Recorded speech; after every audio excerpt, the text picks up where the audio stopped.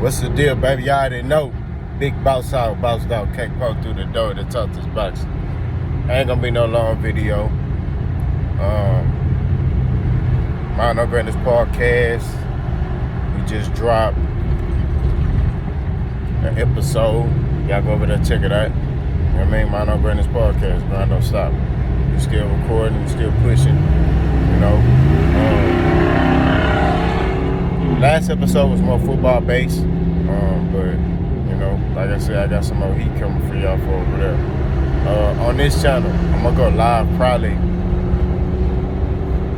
Saturday or maybe tomorrow. I'll probably go live tomorrow, Friday night.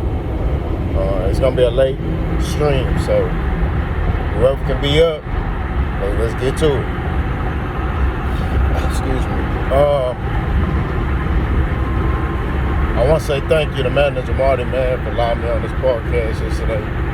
Very informative, learned a lot from the business side, you know what I'm saying? And was able to, you know, talk about, you know, was a bud buddy on there. And, but we was able to, you know, intelligently talk boxing. It wasn't like, no, he tried to come for me, you know, he tried to, you know, he said I'm a bud hater, but like I say, man, I got a new mindset towards this stuff, man. You know what I mean?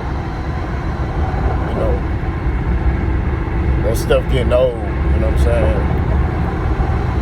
I could cook you if it come down to it, but, you know, it's really no point no more, you know what I'm saying? Like, at the end of the day, you know, it's just different. But, Shakur Stevenson, let's talk about it. Shakur Stevenson was on $1 million worth of game. And he called Frank Warren a beezy and a heasy. You know what I mean? You don't call Frank Warren out his name. He said that, you know, he negotiated with Frank Warren and, you know, they was talking through Instagram and all that, and then he just pulled out a fight. And, you know, he felt like Frank Warren, you know, was scary and, you know, feel like, you know, it was messed up. He was butthurt about it. You know what I mean? Now, granted, that's Shakur Stevenson's statement, right? I'm gonna react to that. For starters, like I said before, there's only one side that's reporting what they report, right? It's ESPN and Shakur Stevenson. So, I'm not gonna sit here and ride with that. You know what I mean? I like to hear both sides before I make an opinion about something. You know, that's just my opinion. And I haven't heard nothing from Frank Warren just yet, or even what happened with that. You know, I'm only hearing Shakur Stevenson's side. And it sounds to me like Shakur Stevenson don't know what's going on. He's just going off what he was told, right? So, like I said before, there has to be, I have to listen to both sides on what happened. And then for me, I'll be able to make you know, basically give my perception or my opinion on the matter. Now, for Shakur Stevenson calling Frank Warren out his name, that's a no-go. You know what I mean? I think that hurts Shakur Stevenson image more than anything, because it shows you emotional. You know what I mean? He's showing he's emotional, bro. And we just got caught spade to spade. He's showing he's emotional. You know, some people go, oh, he just let people know he's emotional. That's a sign of weakness. You know what I mean? That's a sign of weakness. You sitting on this internet, you talking, you saying this, you saying it's a sign of weakness. All he had to say was this, right? If he felt like Frank Warren ducked him, man, truthfully, I feel like Frank Warren ducked him. You know, but hey, it is what it is. You know, and move on. Now, you seeing a pattern here, right? How come Shakur Stevenson can't get these top fights? You know that Shakur Stevenson is reaching that point in his career, right? Where he's becoming known. So, and he can't get these fights.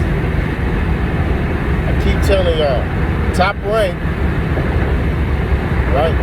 Top rank, when black fighters reach a certain point, they move on from it, right? That's what it is. They did the same thing with Terence Crawford. start seeing them not being able to get these fights. And then once they leave, they get all these top fights. That's what Shakur Stevenson got to do. But pay attention.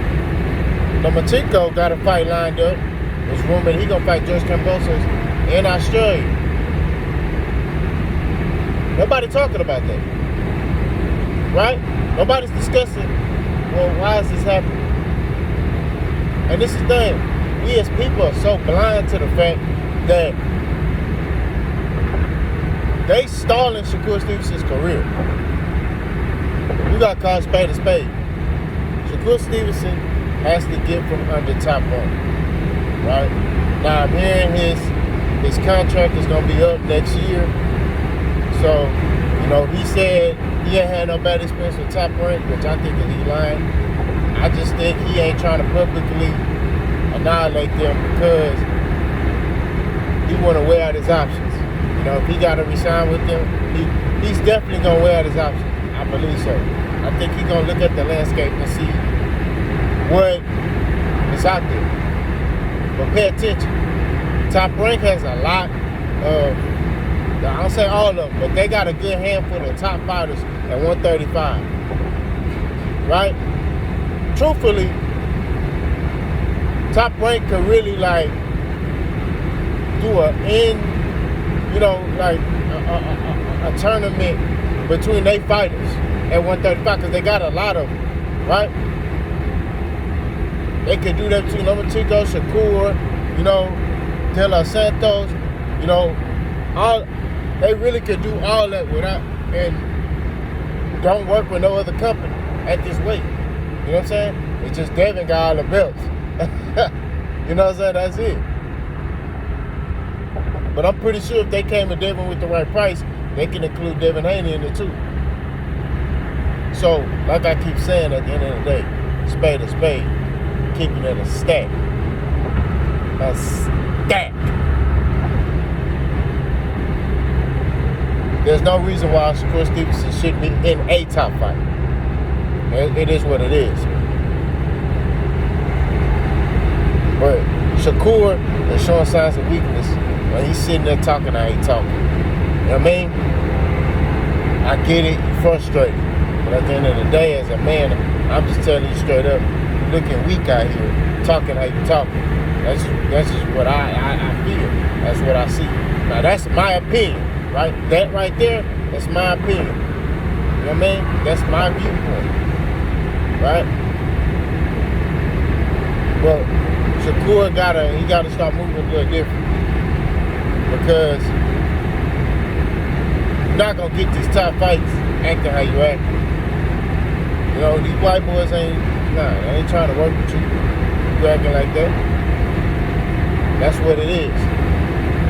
Kicking and screaming, I want this, I want that, this, that, and the third. Instead of putting yourself in position to get these fights. Instead of paying attention, start asking questions. Hey bro, how come he fighting him? That would have been my first question about, hey Bob, like, how is he fighting him at the top of next year? Now why, you know, what's going on? You know, like I'm gonna get my fight in this year, but that need to be me and Lomachenko next year. Not Lomachenko, George Kambosos. George Kambosos just signed the Top Rank. And you can make the argument that his one fight that he had, he lost it. So, I don't know.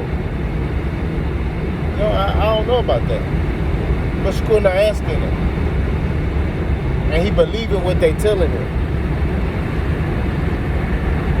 I'm telling you, he got to get ahead of the game, or his career gonna be like Bud's career, where he fighting nobodies. That's just what it is.